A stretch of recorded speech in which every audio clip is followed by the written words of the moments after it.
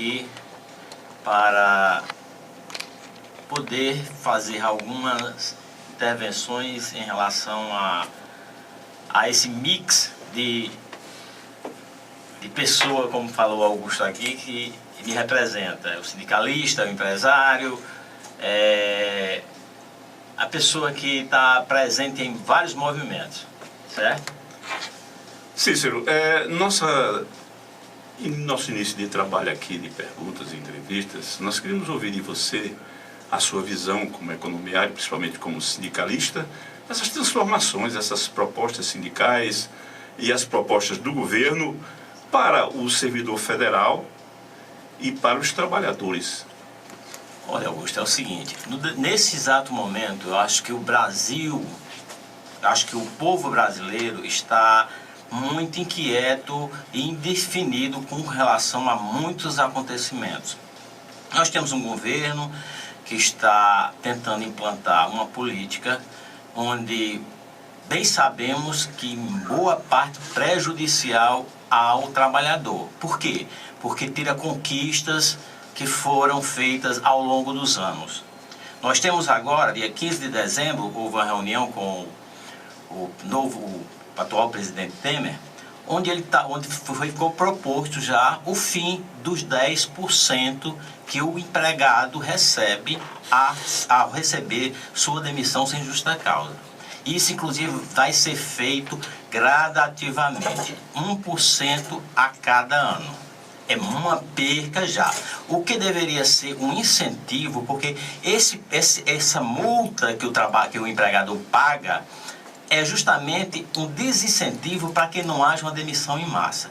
Quer dizer, daqui a pouco se acaba e você pode demitir na hora que bem quiser. Outros programas também, conquistas como seguro-desemprego, certo? PIS, tudo está sendo feito um trabalho onde quem no final vai ser prejudicado é o trabalhador.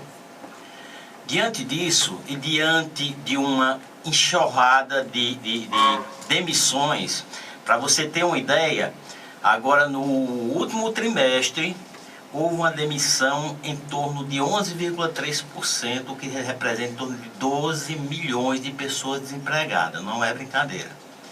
E tem muita gente que está achando que está muito bem, não, ainda estou, mas o que está bom para você hoje, amanhã pode não estar. Certo? Hoje ela está chegando devagarzinho. Quando bater na sua porta, você diz, agora eu estou vendo. O povo brasileiro, eu acredito que ele tem o hábito de reclamar muito, mas ele não age. Ele espera que alguém haja por ele. Ele quer que alguém fale, alguém... Né? E isso eu tenho uma experiência muito grande nessa área por conta de trabalhar junto com o sindicato. Certo? O sindicato, você representa a categoria, mas a categoria, em boa parte, não são todos, mas em boa parte, espera que você faça, que você grite, que você leve o carro de som, que você chame mais, fazer a fileira para chegar e gritar, para todo mundo ouvir. Sinceramente, você não ouve. Então o povo brasileiro tem esse hábito de querer que as pessoas, alguém faça, alguém me representa, então esse representante tem que fazer tudo. Não é por aí. Eu acho que não é por aí. Cícero, uma dúvida assim, só para reflexão. A gente entende essa posição. Eu tenho um pensamento da seguinte forma. Nós tivemos uma passagem de progressiva aí na questão política e das reformas sociais e econômicas e do modelo de política nossa, do nosso país. Sempre com olhar paternalista. Eu concordo que talvez as medidas propostas numa ótica de algumas pessoas, possa estar sendo errada. Mas imagina o seguinte, ele te propõe uma reflexão. Se nós temos uma cultura paternalista, está claro, por historiadores, sociólogos, políticos, sociólogos, no contexto geral, psicólogos, e o país avançou, cresceu, ainda muito jovem, mas está desenvolvendo, e tem que se tirar também, para que se desenvolva até essa iniciativa de você saber o que você merece ganhar, você saber quantas horas deve trabalhar, você ter autonomia como profissional.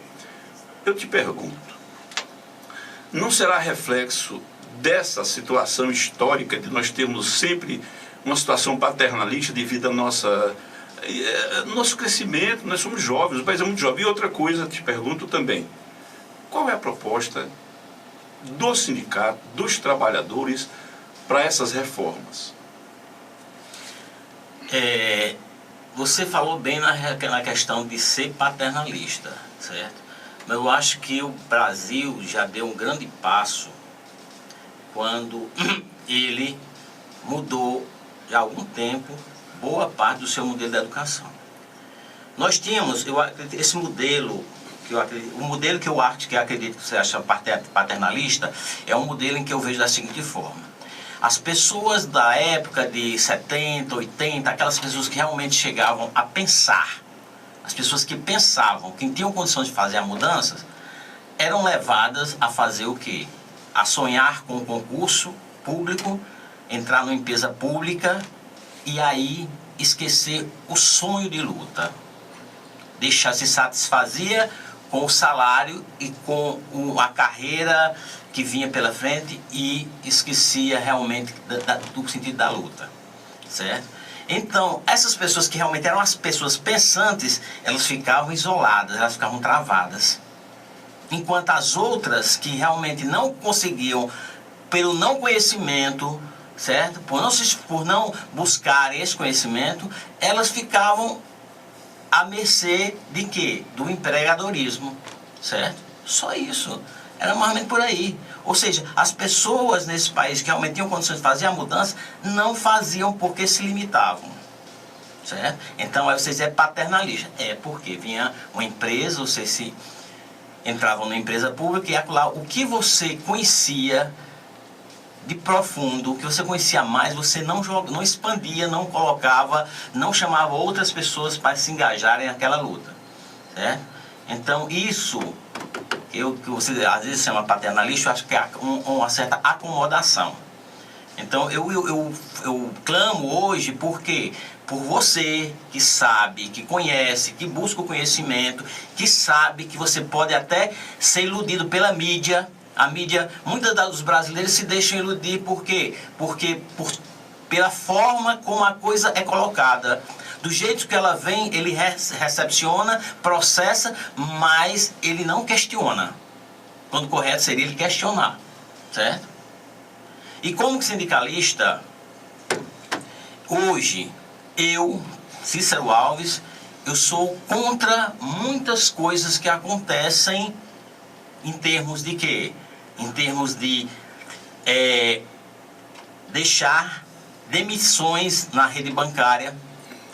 Se a rede bancária hoje ela já deixa a desejar, programas como que tem descomissionamento no Banco do Brasil, demissões, seja por planos de incentivo ou não, certo? Deixa a desejar porque se a população já clama por um atendimento melhor, imagina se tira 18 mil empregados de uma empresa como o Banco do Brasil, 11 mil empregados da Caixa Econômica. E lá estão o quê? Um monte de programa do governo, isso para ser exigindo atendimento diário. E aí o que é que se cria? Se cria uma imagem de que o banco não presta, de que o pessoal não quer trabalhar, isso, aquilo outro, quer dizer, uma maquiação. Uma maquiação. Ou seja, a empresa pública, onde o gestor tira os seus empregados, a maioria dos seus empregados, e não cria outro concurso, certo? Para repor, certo? Aí o que é que acontece? Para a população, o banco não presta, o empregado trabalha mal. Então, isso, se a população acordar, ela vai ver bem que não é o banco que... O gestor do banco está criando uma condição para que você, ouvinte, passe a sentir um clima de desorganização, de vadiagem, certo? Que não é o que realmente os empregados que estão acolá têm. Pelo contrário, eles reclamam, eles clamam. Quando acontece uma greve, eles estão lá reivindicando mais admissão, mais empregados, porque eles querem dar um atendimento satisfatório, eles querem que você seja satisfeito, mas nada disso, não acontece. Tanto na Caixa do Banco do Brasil. Em conjunto, nós estamos vivendo também a questão da Previdência, onde não se justifica a questão de você, as reformas que estão sendo feitas, da forma que estão sendo feitas, onde mais uma vez o trabalhador é o prejudicado.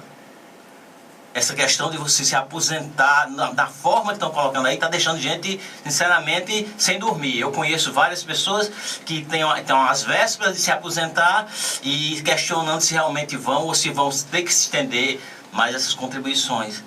Sinceramente, tudo eu vejo que tudo está voltando em favor de quem? Do empreendedor, certo? Está sendo favorável boa parte em relação ao empregador-empregado, certo? Na relação empregador-empregado. Então, o empregador está saindo na vantagem por conta das medidas que estão sendo tomadas. Aí você diz, mas você não é empresário? Sim, sou empresário, sei. Eu acho que cada um tem como delimitar, certo? Direitos e obrigações.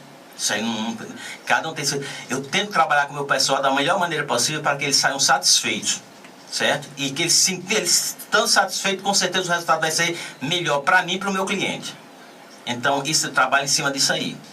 Agora, a questão de você tirar esse monte de direito que estão colocando aí, sinceramente, não concordo. E com relação ao empreendedorismo que existe na minha pessoa, eu vejo que o dificultador não é o empregado. Não é os direitos que o empregado tem que vai atrapalhar o empreendedor. Pelo contrário, é a própria carga tributária que está aí. Se você vai montar uma empresa, se você é fiscalizado por uma série de órgãos, certo? Uma série de órgãos que praticamente lhe desestimulam. Tem exigências de reflorestamento, disso, daquilo outro, onde você não vê nada, não vê resultado, certo? E aí o que acontece? Você tem que cumprir, se você quer agir corretamente, como a lei manda, você tem que cumprir aquela série de exigências. A carga tributária hoje pesa mais do que o próprio trabalhador. Ok, eu quero aproveitar aqui, Augusto, e fazer também uma pergunta para o Cícero participando. Aproveitando que o Cícero está aqui, os sindicatos eles têm tido certamente uma participação muito importante dentro de todo esse contexto. Mas talvez só para até o Cícero explicar melhor, levantando alguns questionamentos. Quando você se depara com a situação, por exemplo, o Banco do Brasil demite 18 mil pessoas. O momento hoje não é outro, Cícero, por conta da crise, a situação realmente... O Brasil não está quebrado. Quando você coloca, por exemplo, os 10% da rescisão, não é o governo também tentando ver o outro lado, o lado do comércio, da empresa, do empresário, até para que também não haja um número crescente de demissões? Essas 18 mil demissões, você acha que elas são necessárias? É por conta da situação em que se encontra o contexto econômico de um modo geral? Ou você acha que são demissões por demissões? Como é que você vê isso? Eu acredito que essas demissões, elas tendem a acontecer, por quê? Porque a intenção do modelo que estão querendo implementar não é nada diferenciado do FHC de antes. Naquela época ele já procurava privatizar a Caixa e o Banco do Brasil. E para que isso aconteça é preciso criar uma imagem de que essas empresas não prestem. Para que essas empresas não prestem, primeira coisa, eu tiro os empregados, elas já estão reclamando porque ela não dá o atendimento que deveria dar. Se ele não tem empregado, vai ficar pior, a população vai reclamar mais e mais, certo? E aí o que acontece? Aí, obrigatoriamente, ele não vai fechar os olhos, ele vai ter que tomar medida. O quê? Vender para uma empresa estrangeira, que é bem mais provável, certo? Sair. O quê? Ou simplesmente extinguir.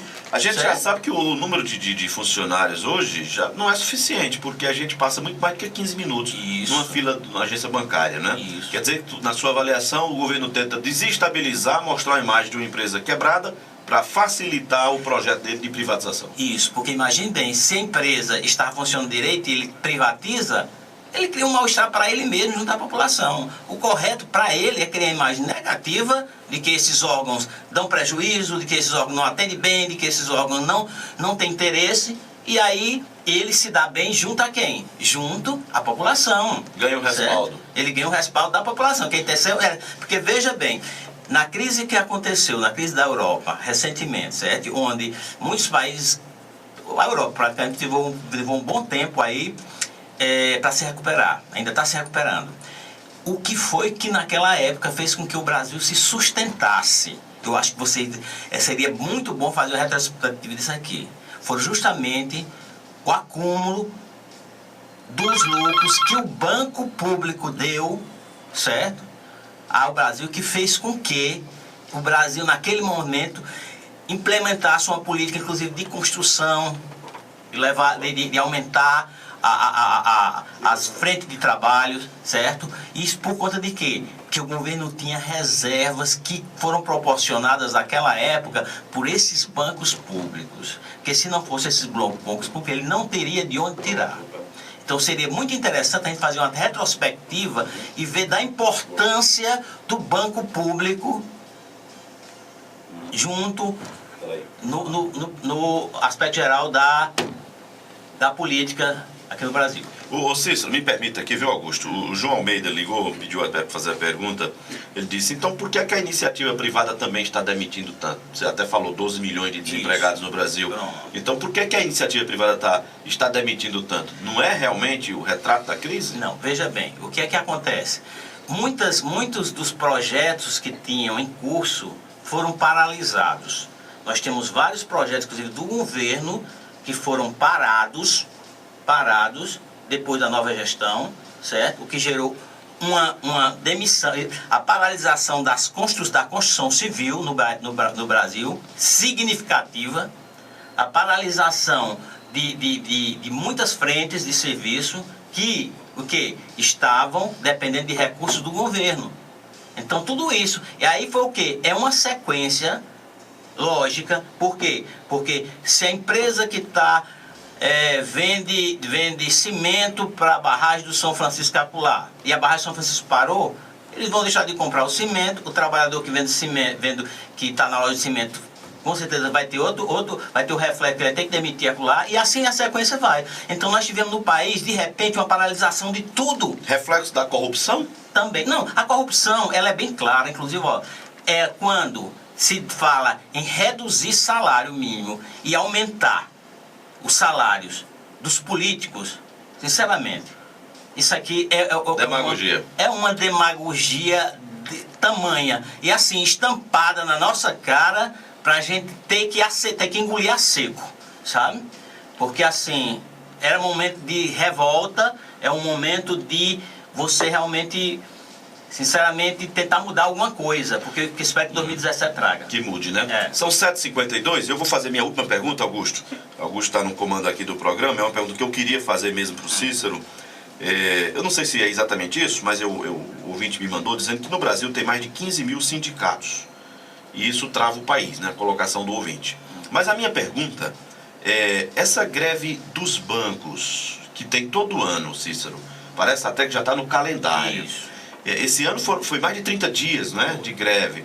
Isso traz um dano tão grande para tudo, né? Não só para o comércio, o cidadão mesmo comum, fica tudo parado na dependência do banco. E todo ano a gente fica meio que refém dessa situação. Isso não poderia ser evitado, não. Não tem como se antecipar essas conversas, negociações. Eu entendo que é um direito que os bancários estão buscando, né? Não estou questionando isso, mas o prejuízo que essa paralisação traz, e acontece todo ano, parece que é uma coisa sem jeito, para mesmo todo ano e pronto, e a gente que paga o pato? Meu amigo, é o seguinte, vejamos o seguinte. A greve dos bancários, ela não começa no mês de setembro, outubro, quando acontece a paralisação. As negociações acontecem desde o mês seguinte após a resolução. Então, o que acontece? Costumeiramente, a gente sabe que a reposição salarial é feita em cima do quê? No mínimo da inflação. Se a inflação deu 10%, o que é o correto? É a empresa chegar e pagar os 10%.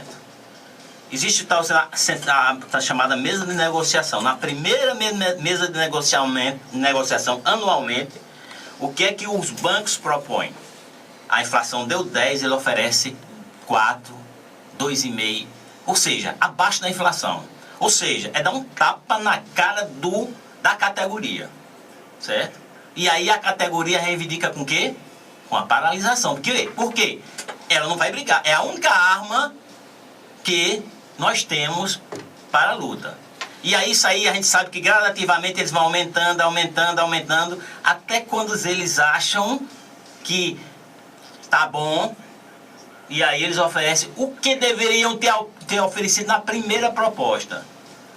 O bancário, né, ele fica de mãos atadas, se bem que depois que a greve acaba, geralmente ele vai ter o que repor as horas que ele ficou em casa, que ele ficou parado, que ele foi para a greve, para a porta dos outros bancos fechar. Os bancos particulares não têm a facilidade que os bancos oficiais têm de parar, então a gente tem que ir para lá, tem que convencer os colegas, é um trabalho não muito fácil, certo?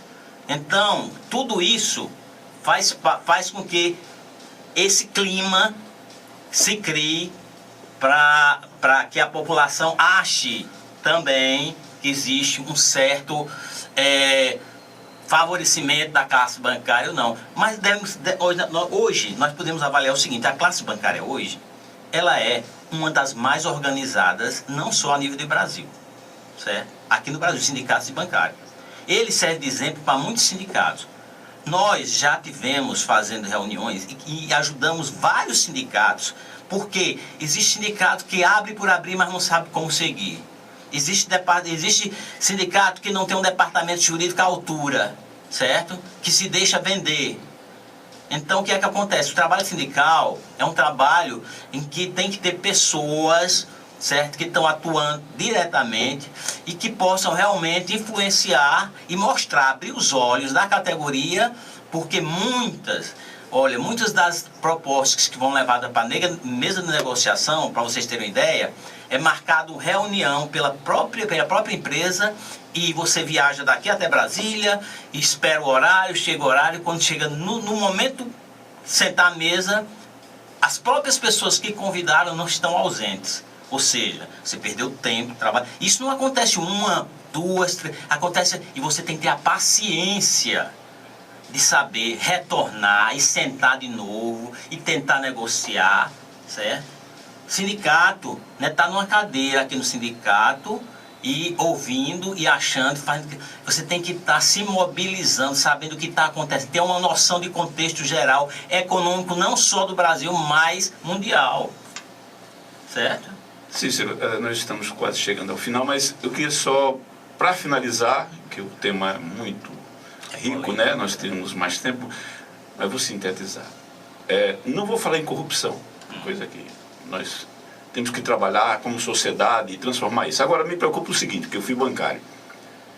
Como combater a influência da tecnologia e da automação bancária, que é uma questão que independe do governo federal, que independe do sindicato, que o governo, na reforma, deixou um papel muito importante para o sindicato, mas me preocupa o seguinte: Cícero, e a tecnologia? E a automação, que eu acho que é um dos maiores inimigos do bancário? A tecnologia, ela vai vir a seu tempo, não tenhamos dúvida disso aí. Agora, para que a tecnologia venha a seu tempo, é preciso investir em tecnologia. Nós temos um banco, Itaú, que investe muito nisso. Bradesco investe bem maciçamente nisso. Que desemprega muito nesse sistema. E desemprega por conta de quê? Porque eles têm a tecnologia que são adaptadas dia a dia.